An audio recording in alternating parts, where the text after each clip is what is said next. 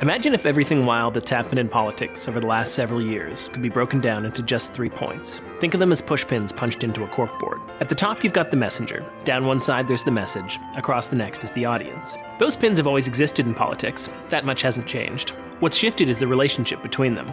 At one point, there were bounds in politics. The pushpins were connected by string. You could trace the path from messenger down to message, across to audience, and all the way back up again.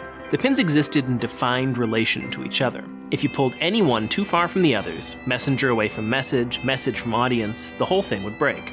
What that meant in the real world was that, to succeed, politicians had to sell a message that seemed, at least on some level, authentic to who they were. If the message got too far from the messenger, the whole thing would run out of string. It would never reach the audience. That doesn't seem to be the case anymore. Somewhere along the line, that string has become an elastic band. The ties between the pins are still there in politics, but the pins themselves are all over the board. In a practical sense, that means the old rules about who can sell what to whom and succeed no longer seem to apply.